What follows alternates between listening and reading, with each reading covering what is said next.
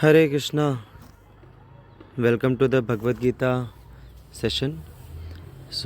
आज हम डिस्कस करेंगे थर्ड चैप्टर के 28th श्लोका से। तो आप सभी मेरे साथ रिसाइट कर सकते हैं। तत्त्ववित्तु महाबाहो गुणकर्म विभागयो गुणागुणेषु वर्तन्त इति मत्वा न सज्जते। Translation: One who is in knowledge of the absolute truth, O mighty armed, does not engage himself in the senses and sense gratification, knowing well the difference between work in devotion and work for fruitive results. तो इस दुनिया में दो प्रकार के लोग रहते हैं, जिनको परम सत्य जो है, एब्सोल्यूट ट्रुथ जो है, उसके बारे में नॉलेज है, वो एक कैटेगरी। दूसरा कैटेगरी जिनको परम सत्य के बारे में नॉलेज नहीं है, जो लोग अज्ञानता में अपना जीवन जीते हैं। तो जो लोग अज्ञानता में जीवन जीते हैं उनको देखिए, दोनों भी कैटेगरी में कार्य तो करना ही है। हम बिना कार्य के तो जी नहीं सकते। We can never be inactive. तो जिनको पता नहीं है कि परम सत्य क्या है, is there some higher reality, जिनको नहीं पता है, उनको कर्म तो करना ही है। तो उनका कर्म जो रहेगा वो भौतिक स्तर पे रहेगा, क्योंकि और कोई स्तर उनको पता ही नहीं है ना। एक ही स्तर उनको पता है, जो है भौतिक स्तर, मटीरियलिस्टिक प्लेटफॉर्म। तो उन मटीरियलिस्टिक प्लेटफॉर्म का मतलब होता है वो प्लेटफॉर्म जिस पे हम एक्टिविटीज़ करते हैं अपने खुद के इंद्रियों के तृप्ति के लिए, सेंस ग्रेटिफिकेशन के लिए, या तो डायरेक्टली हम अपने सेंसेस ग्रेटिफाई करने के लिए एक्टिविटीज़ करते हैं, या फिर इनडायरेक्टली। जैसे लोग जॉब करते हैं, तो आप बोलेंगे कि जॉब करते समय कोई अगर ज़िम्मेदारी से कर रहा है तो वो अपने सेंसेस को ग्रेटिफाई थोड़ी कर रहा है, वो तो अपनी ज़िम्मेदारियाँ निभा रहा है। लेकिन अल्टीमेटली वो अपनी ज़िम्मेदारियों को बखूबी से क्यों निभा रहा है? जिससे कि अल्टीमेटली उसका सेंस ग्रेटिफिकेशन हो पाए। तो अल्टीमेटली अगर हम देखें तो हर कार्य का जो लक्ष्य है भौतिक स्तर पे, हर कार्य का लक्ष्य है इंद्रिय तृप्ति। हम अपने परिवार वालों का ख्याल क्यों रखते हैं? क्योंकि वह हमारे इंद्रिय तृप्ति करने में सहायता करते हैं। हम अपना जॉब अच्छे से करते हैं क्योंकि हमारा जॉब से हमें वो पैसा मिलता है या संसाधन मिलते हैं जिनसे हम अपनी इंद्रिय तृप्ति कर सकते हैं। तो अल्टीमेटली अगर देखा जाए तो हर कार्य का निष्कर्ष निकलता है इंद्रिय तृप्ति, अपने सेंसेस को ग्रेटिफाई करना, बॉडी को ग्रेटिफाई करना। जैसे चील जो रहती है, ईगल बहुत ही रॉयल बर्ड है। वो आसमान में बहुत ऊंचा ऊंचा उड़ता है। आई थिंक सारे चिड़ियाओं में से सबसे ऊंचा ईगल उड़ता है। इसलिए किसी को अगर उपाधि देनी रहती है तो बर्ड्स में से जनरली ईगल का एग्जांपल दिया जाता है। बट ईगल जो है वो इतना ऊंचा उड़ता है, लेकिन उसकी नज़र कहाँ रहती है? उसकी नज़र रहती है डेड मैटर के ऊपर। इतना ऊंचा उड़ता है फिर भी उसकी नज़र रहती है कहाँ पे कंकाल पड़ा है, कहाँ पे हड्डी पड़ी है, कहाँ पे कोई मांस पड़ा है, डेड बॉडी पड़ी हुई है। तो इतना ऊंचा उड़ने के बावजूद उसकी जो चेतना है वो बहुत ही निचले स्तर पे है। इसी प्रकार से इस दुनिया में हम देखते हैं कि बहुत लोग बड़े बड़े काम करते हैं, सेलिब्रिटीज़ रहते हैं, बड़े बड़े रिसर्च कर रहे हैं, बहुत उपलब्धियाँ प्राप्त करते हैं, बहुत रिच लोग रहते हैं, लेकिन अल्टीमेटली सबकी चेतना कहाँ पे जाके रुकती है? डेड मैटर पे, शरीर पे, फ्लैश पे, स्किन पे, बोन्स पे। सबको सिर्फ अल्टीमेटली क्या करना है? खाना पीना, मैथुन करना, सोना और खुद के शरीर को बचाना, जो कि जानवर भी करते हैं। तो ये हो गया भौतिकवादी स्तर, मटीरियलिस्टिक लाइफ। लेकिन लोगों को पता ही नहीं है कि इसके परे भी कुछ है। कई बार लोग इन सब चीज़ों से ऊब जाते हैं, फ्रस्ट्रेट हो जाते हैं लाइफ में, लेकिन उनको कुछ हायर अंडरस्टैंडिंग रहता ही नहीं है। तो फिर उनको लगता है कि चलो ठीक है, हम दूसरे तरीके से प्रयास करके हम सुख और आनंद प्राप्त करेंगे। लेकिन गोल गोल घूम घूम के उनकी पूरी चेतना अल्टीमेटली मैटर पे ही आती है, क्योंकि मैटर के बियॉन्ड उनको कुछ पता ही नहीं है। तो ये हुआ पहला कैटेगरी। उसी समान दूसरे कैटेगरी के भी लोग रहते हैं जिनको बोलते हैं तत्वविद। जैसे यहाँ पे वर्ड यूज़ किया गया है, तत्ववित्तु महाबाहो। तो तत्वविद जो लोग रहते हैं, जिनको तत्व पता है, जीवन का, संसार का तत्व पता है, वो जानते हैं कि मैटर के भी बियॉन्ड भी कुछ है, स्पिरिट भी है। स्पिरिट मतलब आत्मा, स्पिरिट मतलब जो चित्त शक्ति, मतलब जड़ जड़ शक्ति जो है, उससे पूरा संसार का मैटर बना हुआ है। और मैटर के बियॉन्ड चित्त शक्ति रहती है, जो कि कॉन्शियस एनर्जी है। जड़ शक्ति जो है वो अनकॉन्शियस है। इस संसार में जो भी मैटर है, मैटर हमेशा अनकॉन्शियस रहता है, राइट। मैटर को कभी चेतना नहीं रहती। सो दैट इज़ जड़ शक्ति भगवान की।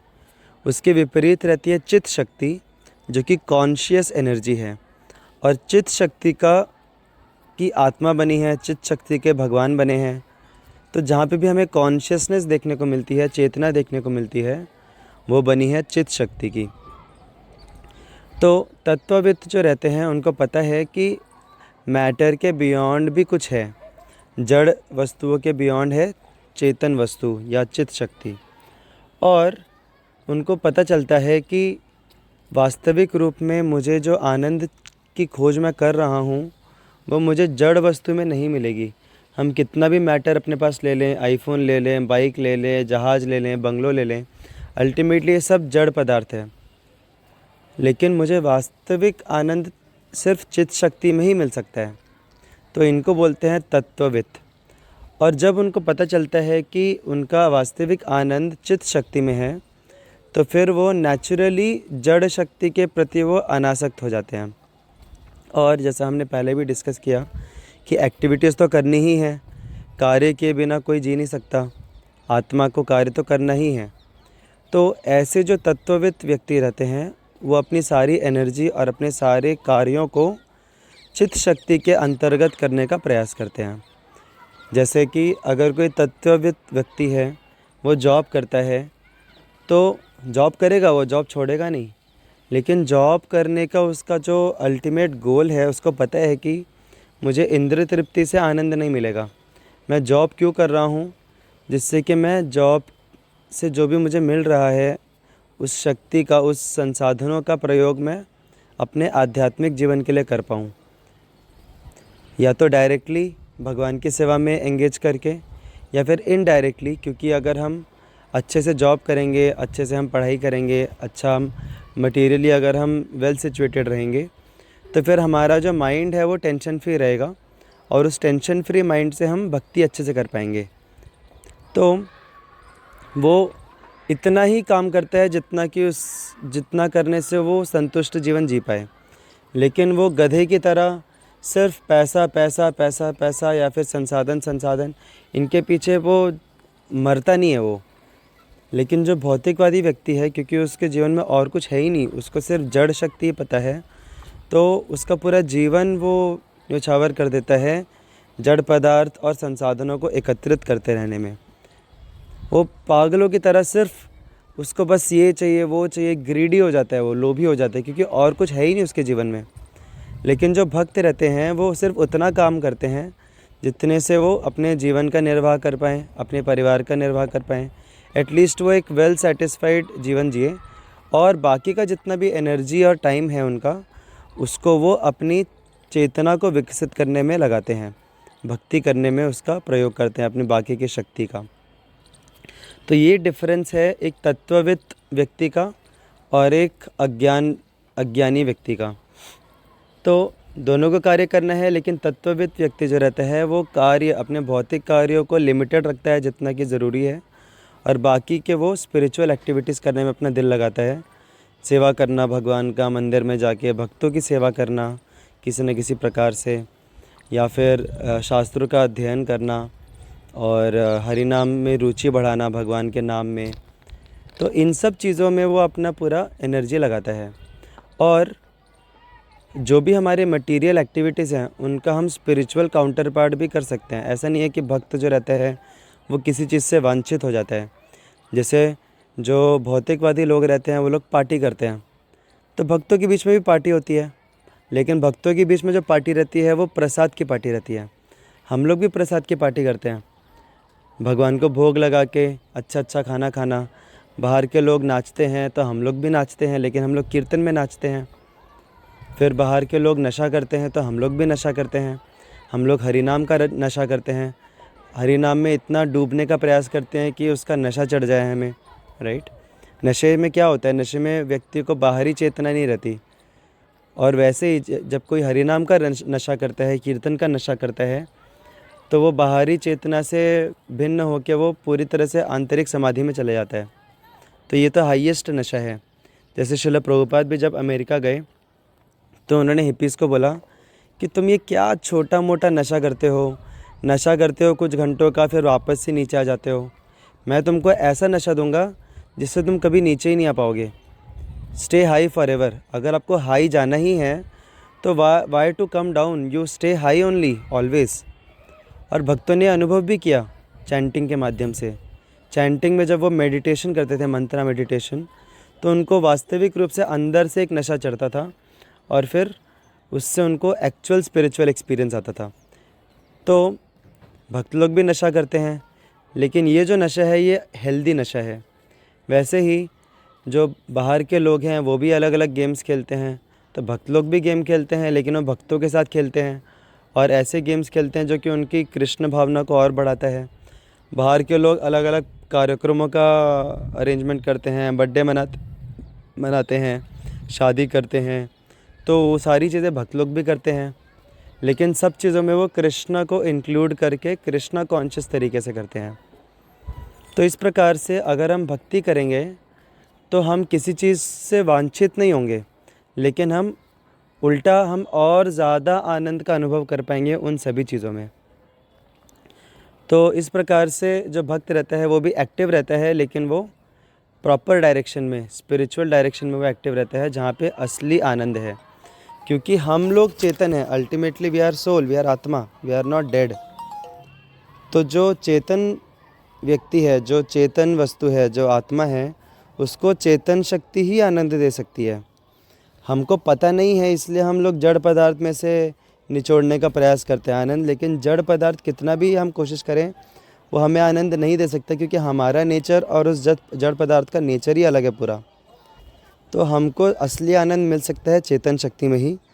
और चेतन शक्ति हमारे लिए एक्सेसिबल फॉर्म्स में क्या क्या है, ये जो हरि नाम है, हरे कृष्ण महामंत्र है, फिर भगवान के अलग अलग स्वरूप है, भगवान का दर्शन, विग्रह, उनकी सेवा, उनके भक्त, उनका प्रसाद, तो ये सारी जो है ये सब चेतन शक्ति के अंतर्गत आती है। और इसीलिए यहाँ पे बताया है कि जो तत्वविद व्यक्ति रहता है वो खुद को सेंसेस और इंद्रिय तृप्ति के कार्यों में नहीं लगाता। ऐसे नहीं कि वो ज़बरदस्ती खुद को कंट्रोल करता है कि उसको मन कर रहा है लेकिन वो फिर भी खुद को दबा रहा है, नहीं।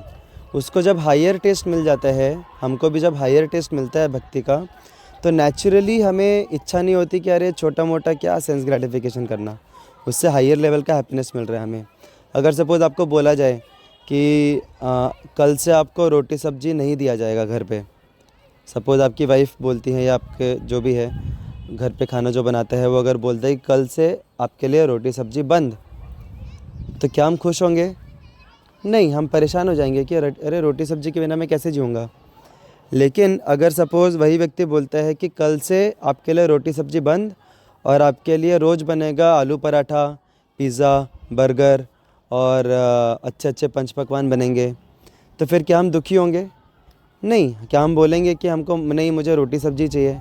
नहीं, हम खुश हो जाएंगे कि वाह चलो हमको हायर लेवल की चीज़ मिल रही है। उसी प्रकार से जब हम भक्ति करना शुरू करते हैं तो हमारा जो एंगेजमेंट है, हमारी जो एक्टिविटीज़ है वो हायर लेवल पे चले जाती हैं। It's like pizza, burger and आलू का पराठा। तो नेचुरली जब हम हायर लेवल पे एक्टिविटीज़ करते हैं तो लोअर लेवल की जो एक्टिविटीज़ हैं, भौतिक स्तर की जो एक्टिविटीज़ हैं, उसके प्रति नेचुरली हमें अनासक्ति आ जाती है। और बाहर के जो लोग हैं, दूसरे लोग, वो देख के सोचते हैं कि अरे वाह यार कितना तपस्या कर रहा है ये, कितना अनासक्त है, कितना हाई लेवल पे इसका कॉन्शियसनेस है। लेकिन अंदर से हमको पता रहता है कि वो उसका कारण क्या है। उसका कारण बाहर के लोगों को लगता है कि बाप रे कितना कंट्रोल कर रहा है ये खुद को, लेकिन हमको पता रहता है कि वो कंट्रोल के पीछे क्या है। कंट्रोल के पीछे है हायर लेवल का आनंद, और उसके बेसिस पे फिर हम कंट्रोल कर पाते हैं। जैसे फॉर एग्ज़ाम्पल, अगर आपने बहुत गुलाब जामुन, समोसा, कचौरी, पूरा एकदम मस्त फीस्ट खाया है आपने, और उसके बाद आके कोई आपको हलवा पूड़ी ऑफ़र करता है, तो आप क्या बोलेंगे, नहीं नहीं भाई मुझे नहीं खाना, मैं आप दूसरों को बांट दो। वो बोलेगा वाह यार क्या मस्त त्यागी है ये तो दूसरों को बंटवा रहा है, खुद नहीं खा रहा। लेकिन उसको पता नहीं कि हम क्यों बंटवा रहे हैं वो, क्योंकि हमने उसके पहले ही हमने बहुत कुछ खाया है, अच्छा खाया है। तो भक्ति में जो हमारी इंद्रिय संयम जो होता है और जो हमारे अंदर सारी पॉजिटिव क्वालिटीज़ आती हैं और कंट्रोल आता है, अनासक्ति आती है, ये सब ज़बरदस्ती नहीं आती। ये सब आती है जब हम ऊंचा स्वाद एक्सपीरियंस करते हैं भक्ति का, चित्त शक्ति का, आध्यात्म का। और फिर वो एक्सपीरियंस करने पे फिर हम नेचुरली खुद को, हम सारे एक्टिविटीज़ को स्पिरिचुअलाइज करने का प्रयास करते हैं। और भौतिक स्तर पे हमको वैसे भी घृणा आने लग जाती है, अनासक्त हो जाते हैं हम। बट वो अनासक्ति बहुत नेचुरल, बहुत ऑर्गेनिक और बहुत हेल्दी रहती है हमारे लिए। Hare Krishna. So will stop here for today. Shrimad Bhagavad Gita की जय। श्रील प्रभुपाद की जय।